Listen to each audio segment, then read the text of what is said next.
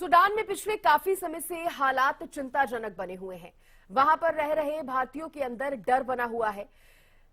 कब, क्यों और क्या हो जाए उन्हें कुछ नहीं पता। इसी कड़ी में हरियाणा के जींद का एक परिवार भी वहां पर फंसा हुआ है। परिवार उम्मीद भरी निगाहों से भारतीय दूतावास की ओर देख रहा है। इस रिपोर्ट में देखिए और जानिए कि सूडान में फंसे जींद के परिवार की दर्द भरी कहानी क्या है। रिपोर्ट देखिए।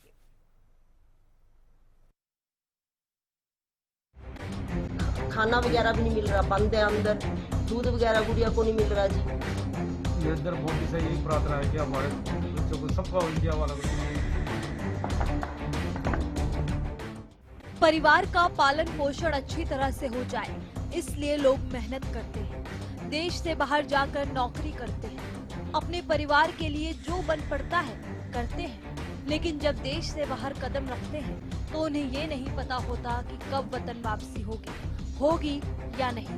माता पिता आस लगाए बैठे होते हैं कि जल्द ही बेटा परिवार के साथ वापस आएगा।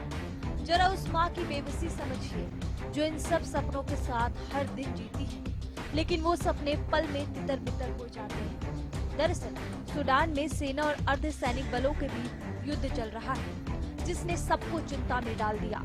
सूडान में जींद के रेलवे रोड निवासी वीरेंद्र गुप्ता का परिवार फंसा हुआ है।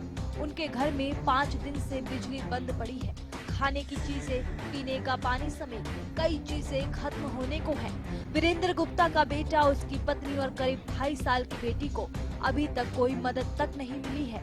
बहुत ज्यादा लड़ाई हो रही है वहाँ, गोलियां की आवाज आ रही है, बहुत ज्यादा आग धुआं हो रहा है वहाँ। सारा आसमान में विस्फोट हो रहे हैं, सड़कों पर लाश बिछी पड़ी है, गोलियां चल रही है बहुत ज्यादा। बस आपने कब निकालो तुम अपने, बिल्कुल डर का माहौल है, बिल्कुल अंदर बैठे डरे हुए हैं। बच्चे हमारे तीनों बच्चे हमारे बिल्कुल सहमे हुए हैं। बस किसी तरह भी कब मोदी से निकालो, हमें मोदी से प्रार्थना करो। इस हिंसा के चलते लोग घरों में दुब के बैठे हैं। सूडान में फंसे हैं करीब 1,500 भारतीय। सेना के साथ अन्य सैन्य बलों के बीच संघर्ष की स्थिति। लूटपाट की आशंका के चलते भारतीयों को घर में रहने के लिए कहा गया। अब तक करीब 180 लोग मारे गए और 1100 लोग घायल। जींद के वीरेंद्र गुप्ता को अपने परिवार की चिंता सता रही है।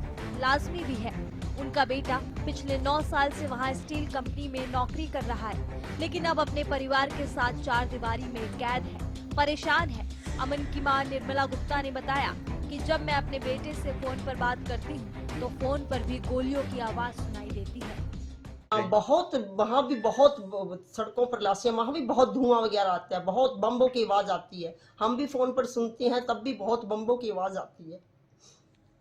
हमें भी बहुत डर लग रहा है।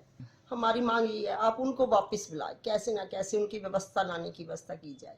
जींद का ये परिवार अपने बेटे से हाल चाल ले रहा है। उधर से बेटा जो भी बताता है, इधर माता पिता की धड़कनें तेज हो जाती है।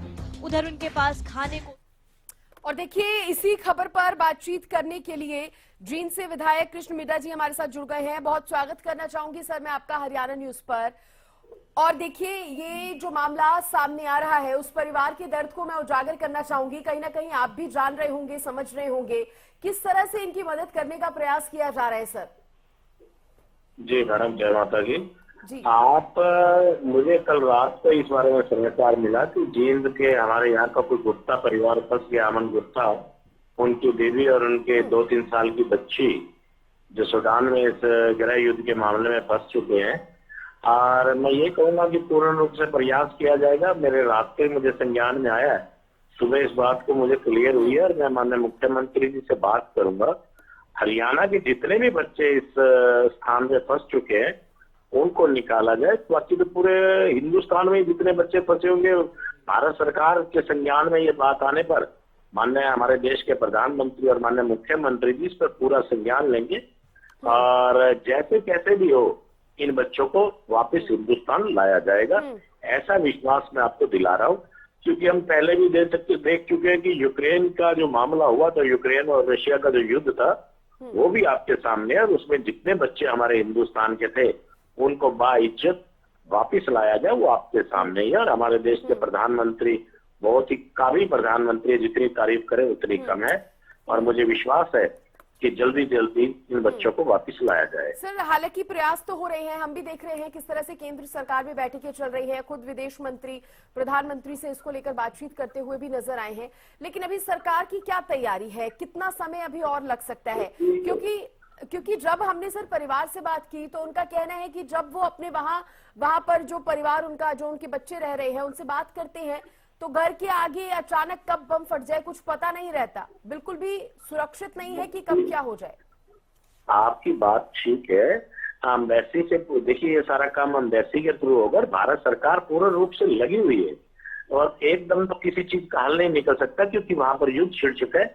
जो भी पॉलिसी बनाई जाएगी उस पॉलिसी के तहत एम्बेसी में मैसेज होगा, दूसरी एम्बेसी से कांटेक्ट करेंगे और मुझे उम्मीद है कि इन एम्बेसियों से कांटेक्ट करने के बाद ही ये मानेंगे कि बच्चे सकुशल अपने परिवारों में पहुंचेंगे। ऐसी पूरी उम्मीद के क्या विश्वास दिला सकता हूँ मैं अपनी तरफ।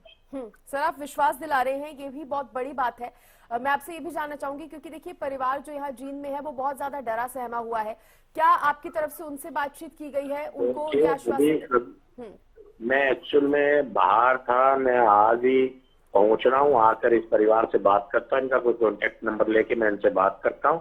अगर आपके पास कोई कॉन्टेक्ट नंबर हो तो कृपया मुझे बतावें और मैं इनसे बातचीत कर आप देख ही रहे हैं, क्योंकि हमें इस देश के प्रधानमंत्री का पूर्ण विश्वास है कि बच्चे सकुशल वापिस आएंगे।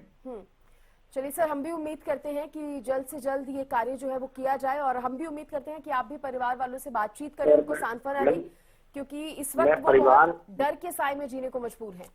परिवार के पास अगर परिवार का कोई सदस्य सुन रहा है मेरी बात को, तो मुझे मेरे नंबर पे कांटेक्ट करे 9416060298। वो मुझे कांटेक्ट करो और परिवार को मैं पूरा विश्वास दिला रहा हूँ, माता रानी ने चाहा और इस देश के प्रधानमंत्री बड़ी सकुशल इन बच्चों को लेकर आने का काम करे। चलिए सर, बहुत शुक्रिया आपका हमारे साथ जुड़ने के लिए, और ये जो आश्वासन आपने दिया है कहीं ना कहीं परिवार को बहुत मदद मिलेगी इस आश्वासन को सुनकर। आपने कहा है कि जल्द ही उनके परिवार को, जो सदस्य वहां सूडान में फंसे हुए हैं, उनको लेकर आया जाएगा। हम उम्मीद करते हैं जल्दी से जल्दी जो भारतीय सूडान में फंसे हैं, सिर्फ एक ही परिवार नहीं बल्कि तमाम जो भारतीय फंसे हैं, उनको भारत लेकर आया जाए जल्द से जल्द, वो भी सुरक्षित।